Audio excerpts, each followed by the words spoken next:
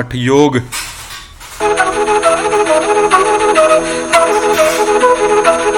उनके ऊपर हम आज चर्चा इस हठ योग। स्वागत है। धन्यवाद गीतिका जी। प्रिय विद्यार्थियों, आपका एक बार फिर स्वागत करते हैं हठ योग के इस व्याख्यान में। हठ योग क्या है, हठ योग की क्या उपयोगिता है, हठ योग की क्या सिद्धांत हैं, उनके ऊपर हम आज चर्चा इस व्याख्यान के दौरान करेंगे। तो पहली स्लाइड में हम देखते हैं कि उसमें हम हठ योग का परिचय करेंगे। हठ योग के परिचय में अर्थ एवं परिभाषा को हम परिभाषित करेंगे। हठ योग का काल हम बताएंगे आपको। हठ योग के आदि प्रवक्ता कौन है ये हम आपको बताएंगे। और हठ योग परंपरा यानी कि किस प्रकार की ये परंपरा है, किस तरह की परंपरा के अंतर्गत हठ योग को रखा गया है, इसकी चर्चा हम करते हैं। तो सबसे पहले अर्थ और परिभाषा को हम डिफाइन करते हैं कि हठ योग का अर्थ क्या है, हठ योग क्या है। प्राय शाब्दिक अर्थ हम इसका देखें तो हठ योग दो शब्दों के मेल से बना है और ठे। और है और ठे से मिलने से इसका है से हकार, हकार अर्थात सूर्य नाड़ी, सूर्य स्वर को परिभाषित करता है, को रिप्रेजेंट करता है। और जो ठे जो शब्द है वो आपका चंद्र स्वर को रिप्रेजेंट करता है। इसका अर्थ हुआ जो सूर्य जो स्वर है और जो चंद्र स्वर है, उन दोनों का जो मिलन है वो सुषुम्ना नाड़ी में होता है। तो ईड़ा नाड़ी और पिंगला नाड़ी, इन दोनों का मिलन ही हठ योग है। इन दोनों के मिलने से, स्वर के साधने से आपका जो प्राण है वो सुषुम्ना में जाके कुंडलिनी शक्ति को जागृत करके आपके जितने भी षट चक्र होते हैं उनको, उनका भेदन करके, उन सबको खोल के, उन सबको जागृत करके आपको मोक्ष मार्ग तक लेके जाने का जो मार्ग है उसको हम हठ योग कहते हैं। तो हमने जाना कि हठ योग दो शब्दों के मेल से बना है आपको रिप्रेजेंट करता है सूर्य को और ठे रिप्रेजेंट करता है चंद्रमा को। और सूर्य और चंद्रमा के मिलन को ही योग कहते हैं। और वो हमारे शरीर में किस प्रकार मिलते हैं, हमारे शरीर का बायां हिस्सा ईड़ा नाड़ी अर्थात चंद्र स्वर को रिप्रेजेंट करता है। और हमारे जो शरीर का जो दायां हिस्सा है, जो राइट साइड का हमारा जो हिस्सा है वो सूर्य नाड़ी यानी सूर्य स्वर यानी कि उसको, सूर्य को रिप्रेजेंट करता है। इस प्रकार उन दोनों की समानता, उन दोनों की विषमता ही रोग है और उन दोनों की समानता ही हठ योग कहा जाता है। तो किस प्रकार से हम किस प्रकार से आसनों से, किस प्रकार प्राणायाम से, किस प्रकार नादानुसंधान से, किस प्रकार मुद्राओं से, किस प्रकार बंद करने से, किस प्रकार अनेकों जो योगिक क्रियाएं हैं, किस प्रकार ध्यान करने से, किस प्रकार प्रत्याहार के पालन से, किस प्रकार हम समाधि के पालन से हम योगस्थ हो सकते हैं, समाधिस्थ हो सकते हैं, हठ योग में इस प्रकार की चर्चा बहुत की गई है। तो हठ योग का काल हम जानेंगे कि हठ योग का काल क्या है, कि किस काल में हठ योग हुआ। तो हठ योग आदि सृष्टि की आदि से शुरू हुआ, उसके बाद प्राय ये लुप्त हो गया, प्राय लुप्त प्राय हो गया था। उसके बाद मत्स्येंद्र नाथ के बाद, मत्स्येंद्र नाथ इसके आधुनिक जनक रहे हैं जिन्होंने इस योग परंपरा को आगे बढ़ाया। उसके बाद हम हठ योग के आदि प्रवक्ता जानेंगे कि हठ योग के आदि प्रवक्ता कौन है जिन्होंने सबसे पहले हठ योग को परिभाषित किया, हठ योग को जिन्होंने डिफाइन किया, हठ योग विद्या का जिन्होंने उपदेश सर्वप्रथम किया, वो व्यक्ति कौन है। तो वो स्वयं भगवान शिव यानी आदिनाथ जिसको हम कहते हैं, नाथ परंपरा के जो आदिनाथ हैं, जो सबसे पहले जो नाथ हैं, जिसको शिव भी कहते हैं, आदिनाथ भी जिसको कहते हैं, भगवान शिव भी कहते हैं, योगी शिव भी कहते हैं, आदि अनेकों उनके नाम प्राय प्रचलित हैं।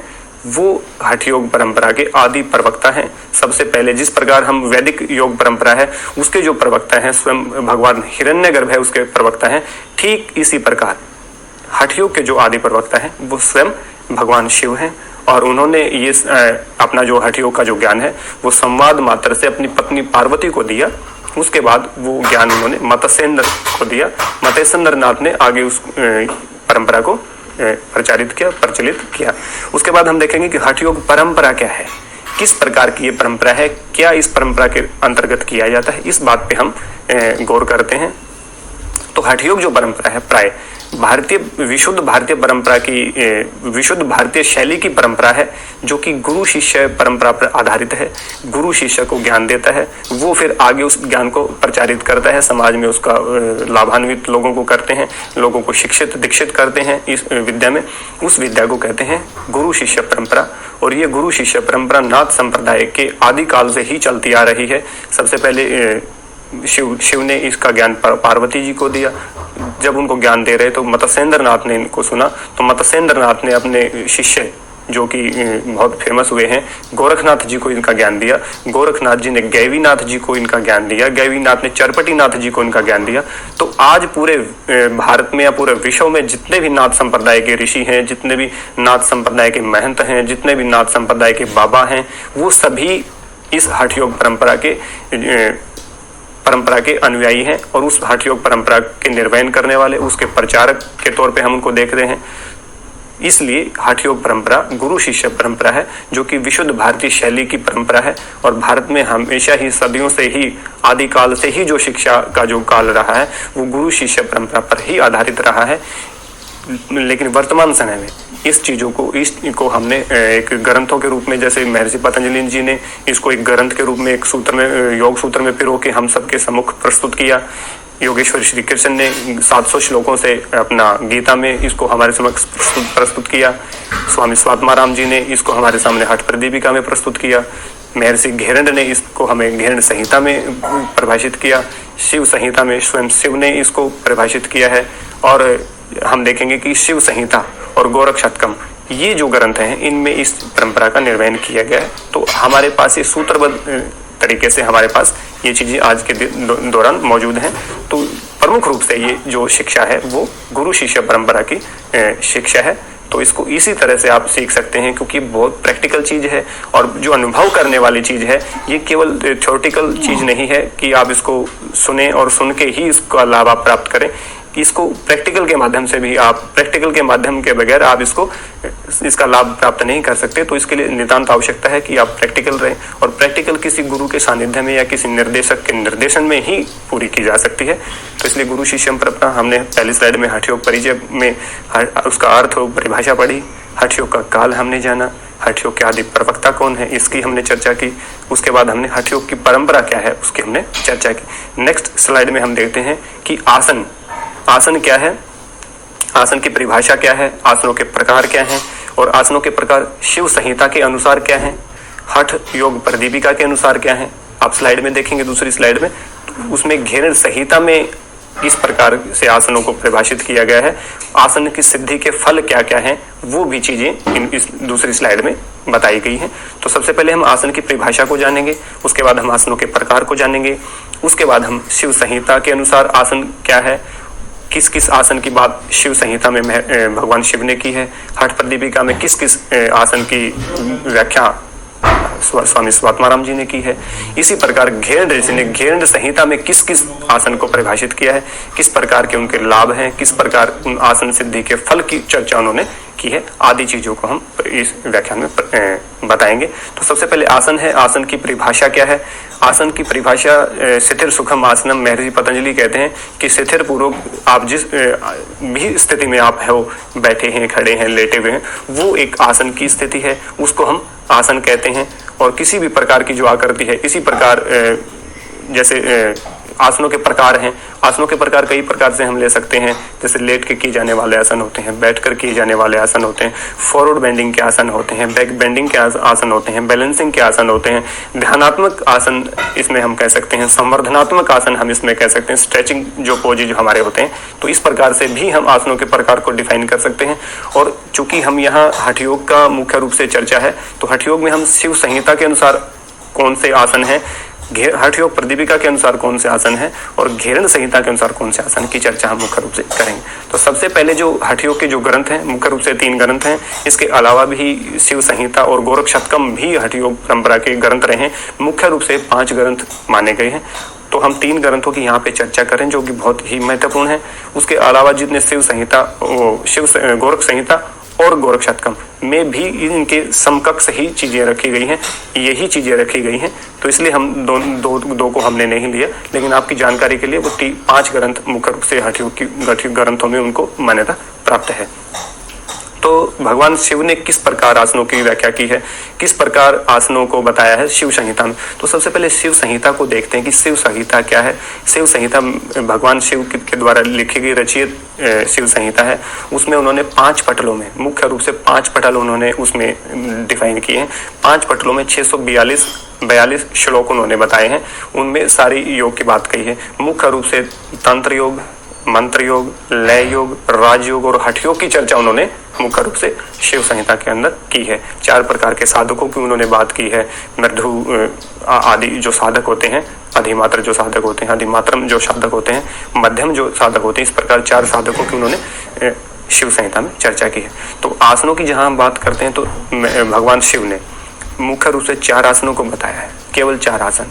सबसे पहले उन्होंने सिद्धासन को बताया है, उसके बाद उन्होंने पद्मासन को बताया है, उसके बाद उन्होंने उग्रासन। उग्रासन से आप समझेंगे कि उग्रासन नाम का कोई आसन प्रचलित नहीं है हमारे वर्तमान समय में। तो उस उग्रासन का अर्थ है पश्चिमोत्तानासन को ही उन्होंने उग्रासन कहा है। जो विधि हम वहां पे पढ़ते हैं वो सेम जो पश्चिमोत्तानासन की जो विधि है वही विधि उन्होंने वहां पे परिभाषित की है। उसके बाद उन्होंने स्वस्तिक आसन को बताया है। तो इस प्रकार 4 आसनों को महर्षि योगेश्वर कहें या योग के जो आदि जो प्रवक्ता हैं भगवान शिव ने उनको बताया है। तो 4 आसनों को हम देखेंगे तो 4 आसन उन्होंने कहा है कि ये जो 4 आसन हैं ये मुक्ति को देने वाले हैं, ये मोक्ष को प्रदान करने वाले हैं, ये आपकी शक्ति को बढ़ाने वाले हैं, ये आपके सामर्थ्य को बढ़ाने वाले हैं, ये आपको इस भवसागर से पार करने वाले आसन हैं। तो इनका अभ्यास करके आप इस भवसागर से पार हो सकते हैं। इस प्रकार की बात भगवान शिव ने शिव संहिता में आसनों के विषय में की है। उसके बाद हठ योग प्रदीपिका में किन आसनों का वर्णन है तो हठ योग प्रदीपिका चूंकि स्वामी स्वात्माराम जी ने लिखी है, उन्होंने 4 प्रकार के योग के 4 अंग उन्होंने मुख्य रूप से बताए हैं। सबसे पहला आसन, उसके बाद प्राणायाम, उसके बाद मुद्रा और उसके बाद नादानुसंधान। 4 योग के अंग उन्होंने बताए। जिस प्रकार महर्षि पतंजलि ने 8 अंगों की चर्चा की है योग में, सबसे पहले यम, नियम, आसन, प्राणायाम, प्रत्याहार, धारणा, ध्यान, समाधि। तो इसी प्रकार हठ योग प्रदीपिका में 4 प्रकार के योग की चर्चा है, आसन, प्राणायाम, मुद्रा और नादानुसंधान। तो उसमें आसन को क्या कहा है, कितने प्रकार के आसन स्वामी स्वात्माराम जी ने कहे हैं। तो स्वामी स्वात्माराम जी ने 15 प्रकार के आसनों का वर्णन किया है। तो सबसे पहले 4 आसन तो हम वही देखते हैं, सिद्धासन, पद्मासन, पश्चिमोत्तानासन और स्वस्तिकासन। 4 आसन यही हैं। इसके अलावा भी उन्होंने जो गोमुख आसन है, वीरासन है, कूर्मासन है, उसके बाद कुक्कुटासन है, उत्तान कूर्मासन है, धनुरासन है, मत्स्येंद्र आसन है, मयूरासन है, शवासन है, सिंहासन है और भद्रासन। ये 15 प्रकार के आसन उन्होंने अपनी हठ प्रदीपिका में बताई है कि इन 15 प्रकार के जो आसनों को आप करते हो तो आपका कितना लाभ होता है, आप किस प्रकार से आपकी शारीरिक, मानसिक और आध्यात्मिक उन्नति होती है, किस प्रकार से आप सारे रोगों से पार हो जाते हो। इस तरह की चर्चा हठ प्रदीपिका में स्वामी स्वात्माराम जी ने की है। इसके बाद हम देखते हैं कि घेरण संहिता, घेरण संहिता में कितने प्रकार के आसनों की चर्चा की। घेरण संहिता क्या है? घेरण संहिता में मुख्य रूप से 7 प्रकार के योग की चर्चा की है। उसमें षटकर्म सबसे पहले बताया है, उसके बाद उन्होंने आसन की बात करी है। तो इस प्रकार उन्होंने 7 प्रकार के साधनों का वर्णन किया है। तो आसन उन्होंने कितने प्रकार के बताए हैं। घेरण संहिता चूंकि नाम से ही आपको विदित पता चलता है कि ये स्वामी महर्षि घेरण द्वारा रचित संहिता है। इसमें उन्होंने 32 प्रकार के आसनों का वर्णन किया है। तो जो सबसे पहले 4 जो आसन शिव संहिता में थे वो भी इसमें हैं, और जो 15 आसन हमने हठ योग प्रदीपिका के जाने वो भी इसके अंदर इंक्लूड हैं। उसके अलावा भी जो आसन है, मुक्त आसन है, जैसे वज्रासन है, मृतासन है, गुप्तासन है, मत्स्य आसन है, वृक्षासन है, गुरुड़ासन आपका है, संकट आसन है, मंडूक है, उत्तान मंडूक आसन आपका है, वरंतासन आपका है, और इस प्रकार उष्टासन और भुजंगासन आदि जितने भी आसन आपके हैं वो घेरण संहिता में मुख्य रूप से उनकी चर्चा की है। और उनको बताया है कि ये मोक्ष प्रदान करने वाली चीजें हैं। और जिस प्रकार आप आसन से, वो कहते हैं कि आसन से आपके अंदर दृढ़ता आती है, आपका भाव जागृत होता है, और आप किसी भी साधना पद्धति में लीन होने के लिए आपका जो शरीर होता है वो शारीरिक रूप से उसमें उत्तीर्ण होता है, और वो ही आगे जाके आपको मोक्ष प्रदान करने के लिए एलिजिबल, जिसको हम कहते हैं, आपकी योग्यता मिलती है। तो उसके बाद हम देखेंगे कि आसन सिद्धि के फल क्या है। किस आसन हम करें, कोई भी चीज करते हैं तो उसका हम लाभ जानना चाहते हैं कि इसके करने से हमको किस प्रकार के लाभ होंगे, किस प्रकार की विचित्रता हमारे भीतर आएगी, किस प्रकार का परिवर्तन हमारे शरीर में आएगा, तो वो जानते हैं। तो आसन सिद्धि के फल हम जानते हैं। तो आसनेन भवेत दृढ़म, हठ प्रदीपिका में कहा है कि आसन करने से दृढ़ता आती है, और दृढ़ता सबसे जरूरी है। महर्षि पतंजलि कहते हैं कि आसन करने से आपके अंदर द्वंद्वों को सहन करने की जो क्षमता होती है वो बढ़ती है। यानी कि आप द्वंद्व, यानी कि भूख प्यास, गर्मी सर्दी, मान अपमान, जय पराजय, लाभ हानि, इस प्रकार के जो हैं सुख दुख, इस प्रकार के जो द्वंद्व हैं वो सहने में आपका शरीर सक्षम होता है, उसको सहने में की शक्ति आपके शरीर में आती है। तो आसन को हमें इसलिए भी करना चाहिए, और नित्य प्रति यदि हम आसन करते हैं तो द्वंद्वों को सहने की क्षमता हमारे भीतर आती है। आज हमारे जीवन में नितांत आवश्यकता है द्वंद्वों को सहन करने की। हर प्रकार के माहौल में हम जाते हैं, हर प्रकार के व्यक्ति हमारे से हर प्रतिदिन मिलते हैं, तो वो किसी तरह से हमारे को उद्वेलित कर देते हैं, किसी प्रकार से हमारे को क्रोधित भी कर देते हैं, क्योंकि हम द्वंद्वों को हमने सहन नहीं करना सीखा, द्वंद्वों के ऊपर हमने विजय प्राप्त नहीं की है। हमारे जो द्वंद्व हैं वो बिल्कुल ऊपर आ रखे हैं, कोई भी उनको छेड़कर हमारे द्वंद्वों को ऊपर उभार सकता है। तो उन द्वंद्वों से मुक्त होने के लिए, उन द्वंद्वों को निर्मूल करने के लिए, उन द्वंद्वों को खत्म करने के लिए महर्षि पतंजलि कहते हैं कि आसन करना चाहिए। आसन करने से आपके शरीर में द्वंद्वों को सहने की क्षमता बढ़ती है। तो इसलिए आप आसन करेंगे। हठ प्रदीपिका में स्वामी स्वात्माराम जी कहते हैं कि आसनेन भवेत दृढ़म, आसन करने से आपके शरीर में दृढ़ता आती है, और जो शरीर में दृढ़ता आती है, सारे काम हम शरीर से करते हैं। मोक्ष प्राप्ति का भी जो साधन है, जो आत्मा जो है, आत्मा जो है वो भी इस शरीर में ही वास करती है। तो इस शरीर का बहुत इंपॉर्टेंट रोल हमारे जीवन में होता है। इस प्रकार हम आसन करके दृढ़ता अपने शरीर में लेके आके अपने शरीर को दृढ़ बना के, यानी कि अपने शरीर को मजबूत बनाने का काम जो है आसन से करते हैं। इस प्रकार की बात भी हठ प्रदीपिका में कहेगी। उसके अलावा जो शारीरिक जो बनावट है, जिस प्रकार की संरचना हमारे शरीर की बनती है, उस संरचना को अच्छे से बना सकते हैं। आप किसी तरह से मोटे हैं या किसी कहीं से आपका जो आकृति है, जो आपके शरीर की जो शेप है वो आपकी बेढंगी बनी हुई है, या किसी तरह से आपको विकार आपके शरीर में आ रखा है, तो उसको भी आप आसन से सही कर सकते हैं। आसन करने से आपके जो शरीर की जो बनावट है, जो आपके शरीर की शारीरिक जो संरचना है, वो एक बहुत अच्छी बनती है। एक अच्छे कलेवर में आप होते हो तो किसी भी प्रकार की अपने शरीर में परिवर्तन आप कर सकते हो। वो आसन से आपके अंदर दृढ़ता आती है, आसन से आपके अंदर द्वंद्वों को सहन करने की क्षमता आपकी बढ़ती है। तो आप एक अलग सा जीवन आपका हो जाता है, बिल्कुल बहुत सारे लाभ आपको प्राप्त होते हैं। तो वो कब होते हैं? जब आप आसन को करते हैं। तो निरंतर और आसन को करने के महर्षि पतंजलि ने कहा कि उसके किस प्रकार से आसनों को करना चाहिए, उसमें नियम क्या है, उसका प्रिंसिपल्स क्या है। तो उन्होंने सबसे पहले कहा था दीर्घकाल। दीर्घकाल का अर्थ ये नहीं कि मैंने 3 साल किया तो बहुत लंबा समय हो गया, तो 3 साल में मेरे को सारे लाभ प्राप्त हो जाने चाहिए। दीर्घकाल का अर्थ है जीवन पर्यंत। जब तक हमारा जीवन रहता है तब तक हम उस आसन को करते रहें, तब हमारे को लाभ प्राप्त होगा। उसके बाद उन्होंने कहा निरंतरता, यानी कि कंटिन्यूटी जरूरी है। अब जब कंटिन्यूटी नहीं होगी, आज आपने आज किया, 2 दिन बाद आप कर रहे हैं, फिर सप्ताह के बाद आप कर रहे हैं, आज संडे की छुट्टी आपने की, आज बकरीद की छुट्टी आपने कर ली, कल दिवाली की छुट्टी आप कर रहे हो, परसों होली की छुट्टी आप कर रहे हो। तो इस प्रकार से निरंतरता यदि हमारे जीवन में नहीं रहती योग में, आसन में, तो उसका जो असली जो लाभ है, जो सही जो उसका लाभ है, वो जो अच्छा जो फल है, उसका हम प्राप्त नहीं कर पाते। इसलिए निरंतरता उसमें सबसे जरूरी है। सेवा, श्रद्धा भाव, उसके अंदर आस्था और बहुत जरूरी है। जब तक आपके अंदर उसके अंदर आपकी आस्था ही नहीं होगी तो आप उसको सही से नहीं कर पाएंगे। तो इस प्रकार से जो प्रिंसिपल्स हैं, इस प्रकार से आप आसनों को कर सकते हैं। तो इस प्रकार हमें आसन करने चाहिए, और आसन जैसे आप करते हो तो आपके शरीर में दृढ़ता भी आएगी और आपके शरीर में द्वंद्वों को सहन करने की क्षमता भी बढ़ेगी। तो ये आसन सिद्धि के फल की चर्चा हमने की। तो इसके बाद हम नेक्स्ट स्लाइड में देखते हैं प्राणायाम। प्राणायाम क्या है, उसकी परिभाषा क्या है, अर्थ क्या है, प्राणायाम के प्रकार क्या क्या है, शिव संहिता के अनुसार क्या है, हठ प्रदीपिका के अनुसार क्या है, किरण संहिता के अनुसार क्या है, और जो प्राणायाम की सिद्धि के जो फल है वो क्या क्या है, उसकी चर्चा हम इस व्याख्यान में कर रहे हैं। तो प्राणायाम का सबसे पहले शाब्दिक अर्थ जो हम देखें, शाब्दिक अर्थ जो देखेंगे वो श्वास प्रश्वास की गति को विच्छेद करना ही प्राणायाम है। और प्राण का मतलब प्राण जो हमारी जो जीवन दायनी जो शक्ति है, जिसको हम प्राण बोलते हैं। और आयाम का अर्थ है उसका विस्तार कर देना, उसको विस्तृत रूप दे देना ही प्राणायाम कहलाता है। और उसकी महर्षि पतंजलि की परिभाषा हम देखें तो कहते हैं तस्मिन श्वास प्रश्वास गति विच्छेद इति प्राणायाम, यानी कि सामान्य श्वास का अर्थ है जो हम ले रहे हैं अंदर, प्रश्वास का अर्थ है जो हम बाहर छोड़ रहे हैं, उन दोनों की सामान्य जो गति है उसमें विच्छेद कर देना ही प्राणायाम कहलाता है। 4 प्रकार के प्राणायाम की महर्षि पतंजलि ने चर्चा की, जो कि हम योग सूत्र के व्याख्यान में उसकी चर्चा हम कर चूंकि ये हठ योग का आज का व्याख्यान है। तो हम इसके प्राणायाम के प्रकारों को देखेंगे कि किस प्रकार के प्राणायाम के प्रकार हैं। वो शिव संहिता के अनुसार कितने प्राणायाम बताए गए हैं, हठ योग प्रदीपिका के अनुसार कितने प्राणायाम बताए गए हैं और घृण संहिता में कितने प्राणायाम बताए हैं, उनकी चर्चा हम कर रहे हैं।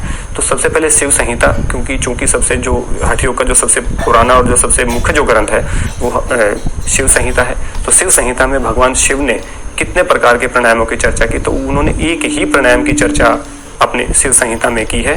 उसको हम नाड़ी शुद्धि प्राणायाम कहते हैं। उन नाड़ी को शुद्ध करने के लिए वो एक ही प्राणायाम का प्रचलन कहते हैं कि एक ही प्राणायाम से आप अपने शरीर को रोगों से मुक्त कर सकते हो और अपने शरीर को उन्नत बना सकते हो। अपने जो प्रकाश, आपके प्रकाश का जो आवरण है उसको आप निर्मूल कर सकते हो। इसलिए सबसे पहले नाड़ी शुद्धि प्राणायाम, जिसमें लेफ्ट नोस्ट्रल से श्वास को भीतर भर के कुछ समय अंदर होल्ड करके फिर राइट नोस्ट्रल से उसको बाहर एक्सहेल का हम कर देते हैं। उसके बाद पुनः राइट से अंदर भर के कुछ समय अंदर होल्ड करके उसके बाद लेफ्ट से एक्सहेल हम कर देते हैं। इस प्रकार की नाड़ी शुद्धि प्राणायाम की चर्चा भगवान शिव ने शिव संहिता में की है, केवल एक प्रकार के प्राणायाम की। इसके बाद हठ योग प्रदीपिका और घृण संहिता, दोनों में स्वामी स्वात्माराम और महर्षि घृण ने 8 प्रकार के प्राणायामों की चर्चा मुख्य रूप से की है।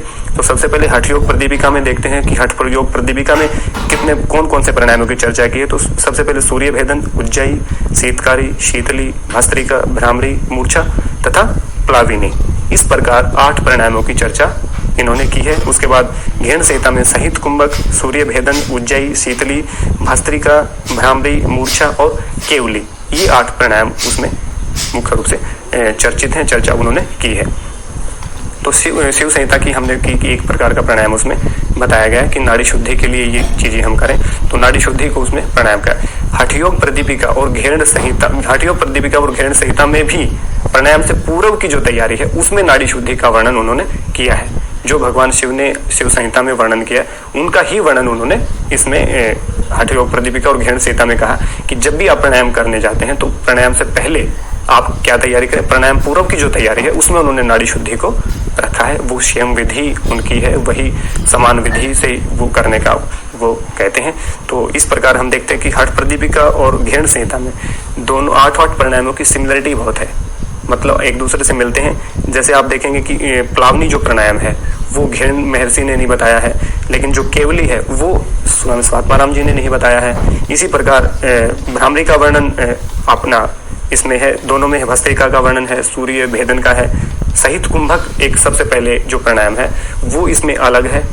तो सहित कुंभक भी 2 प्रकार का बताया है, सगर्भ और निगर्भ, यानी कि जो बीज मंत्र के साथ किया जाए वो सगर्भ और जो बिना बीज मंत्र के साथ किया जाए वो निगर्भ सहित कुंभक प्राणायाम कहलाता है। वो महर्षि घृण ने इसका बताया है। तो इस प्रकार 8 प्राणायाम दोनों ने इन्होंने बताए हैं।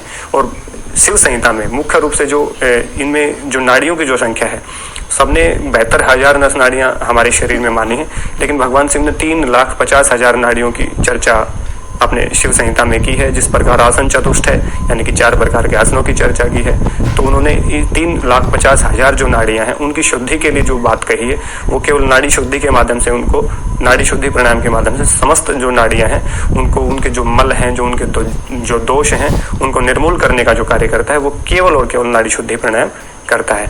तो उसकी ऑथेंटिसिटी इस बात से पता चलती है, नाड़ी शुद्धि और नाड़ियों को ही शुद्ध करने का जो प्राणायाम है वो मुख्य रूप से नाड़ी शुद्धि कहलाता है। इसलिए उसके बाद हम 8 प्राणायाम की इनकी चर्चा करते हैं। तो इनको हम प्रैक्टिकल जो हमारा व्याख्यान रहेगा उसमें हम इसको सविधि आपको इसकी चर्चा हम आपके सामने करेंगे, लेकिन जो कि नाड़ी शुद्धि है वो नॉर्मल प्राणायाम था, इसकी चर्चा हमने आपके सामने की। इसके बाद हम चर्चा करते हैं कि प्राणायाम सिद्धि का फल क्या है, प्राणायाम सिद्धि से किस किस प्रकार, प्राणायाम करने से किस प्रकार की सिद्धि हमारे को मिलती है, किस प्रकार की विभूतियां हमारे को प्राप्त होती हैं, उसकी चर्चा हम करते हैं। तो महर्षि पतंजलि कहते हैं कि आपका जो प्रकाश का के आगे जो आवरण जो अड़ा हुआ है वो आपका आवरण समाप्त हो जाता है प्राणायाम के निरंतर करने से। हठ योग क्या कहता है, हठ योग के ऋषि क्या कहते हैं, हठ योग प्रदीपिका में स्वामी स्वात्माराम जी क्या कहते हैं, वो कहते हैं कि आपका जो लघुता जो शरीर में होती है, जैसे दृढ़ता आसन करने से आती है तो प्राणायाम करने से क्या आता है, लघुता शरीर में आती है। तो लघुता को प्राप्त करने के लिए प्राणायाम आप कर सकते हैं। इंटरनल क्लींजिंग के लिए आप प्राणायाम को कर सकते हैं। आपके जो इंद्रियों के जो मल हैं वो क्षीण होते हैं और आपकी जो ज्ञान के ऊपर जो आवरण जो अड़ा हुआ है वो आपका समाप्त होता है। इस प्रकार आसन से आप हर प्रकार के जितने भी आगे के जो योग के जो स्टेप हैं, जितने योग के अंग आगे बताए गए हैं, उसमें आसन और प्राणायाम की नितांत आवश्यकता है। आगे की चीजों पे जाने के लिए वो सबसे पहले जो सीढ़ी है वो आसन और प्राणायाम है।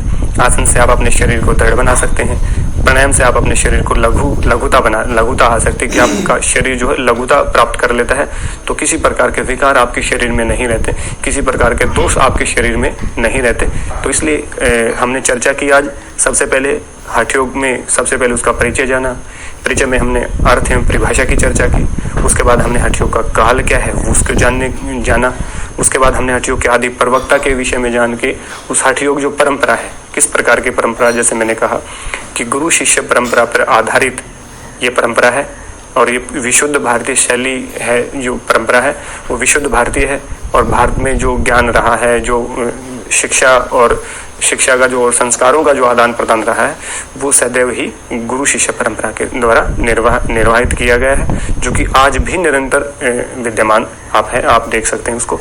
उसके बाद हमने आसन को देखा कि आसन की परिभाषा क्या है, महर्षि पतंजलि ने आसन को किस प्रकार परिभाषित किया है, हठ योग में किस प्रकार आसन को परिभाषित किया है, किस प्रकार के आसनों की चर्चा शिव संहिता में की गई है, किस प्रकार के आसनों की चर्चा हठ प्रदीपिका में की गई है, किस प्रकार के आसनों की चर्चा घिरण संहिता में की गई है, आदि की चर्चा हमने इस व्याख्यान में की।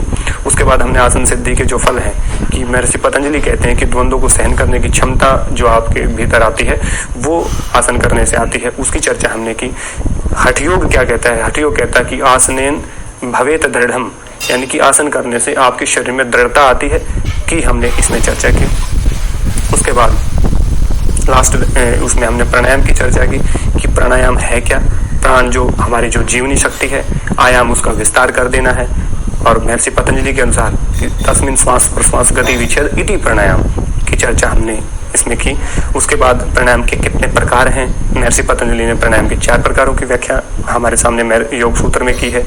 सबसे पहले बाह्य, फिर अभ्यंतर, फिर स्तंभवर्ती और उसके बाद विषाक्षेपी प्राणायाम की चर्चा उन्होंने मुख्य रूप से योग सूत्र में की है।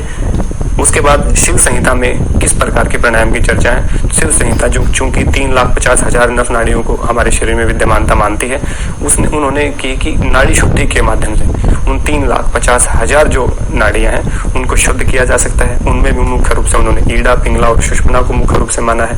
और जब भी हम नाड़ी शुद्धि करते हैं तो ईड़ा से लेके पिंगला पे छोड़ते हैं, पिंगला से लेके ईड़ा से हम नाड़ी से हम छोड़ते हैं, यानी कि लेफ्ट नोस्ट्रल से लेके राइट से छोड़ते हैं, राइट से लेके लेफ्ट से हम छोड़ते हैं। तो उससे ईड़ा और पिंगला सुषुम्ना में प्रविष्ट हो जाते हैं, जो कि आपकी शक्तियों को उजागर करती हैं, आपकी शक्तियों को उन्नत बनाने का कार्य करती हैं।